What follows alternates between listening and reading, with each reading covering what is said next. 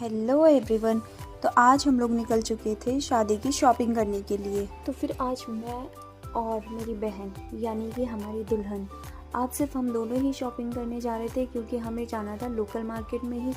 और बाहर इतना ज़्यादा ठंडा था कि क्या ही बताएं, तेज़ हवाएं चल रही थी जिस वजह से कि बहुत ज़्यादा ठंडा लग रहा था। फिर हम लोग पहुंच चुके थे हमारी फेवरेट शॉप जगदम्बा शोरूम में। और यहाँ पे दुल्हन ने कुछ साड़ियाँ ट्राई करी। उसने एक एक करके बहुत सारी साड़ियाँ ट्राई करी और ये कह रही कि देखो मेरी जैकेट से भी साड़ी मैच हो रही है। अगर आपको भी शादी की शॉपिंग करनी है और अपने लिए साड़ियाँ लेनी है तो आप जगदम्बा शोरूम में आ सकते हैं। यहाँ पे बहुत अच्छा कलेक्शन है और हम लोग जब भी साड़ी लेते हैं हम यहीं से लेते हैं। दुल्हन को साड़ी इतनी पसंद आई कि आप उसकी स्माइल देख के ही अंदाज़ा लगा सकते हैं। और साड़ियाँ देखने के बाद हम दुल्हन के लिए कुछ सूट भी बहुत अच्छे थे। उसके बाद आती है लहंगे की बारी। यहाँ पे भी इसे कुछ खास लहंगे पसंद नहीं आए और हमने साड़ी और सूट लिया। उसका पेमेंट करने के बाद हम लोग निकल चुके थे बाहर।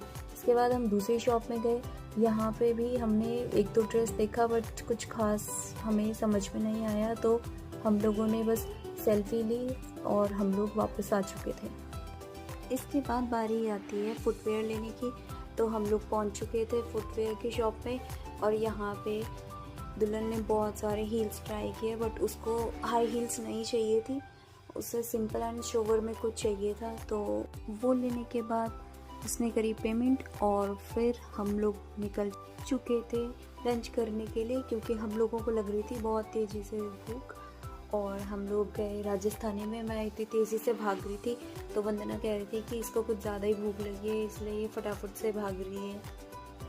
ऑर्डर देने के आधा घंटे बाद हमारा लंच यहाँ पे आता है और वंदना की खुशी देख सकते हैं आप, वो कितनी खुश लग रही है कि लंच करने के बाद हम लोग गए राजस्थानी स्वीट्स में, क्योंकि हमारे लिए घर से ऑर्डर आया था कि उनके लिए यहाँ की जलेबी और रसमलाई ला दी जाए।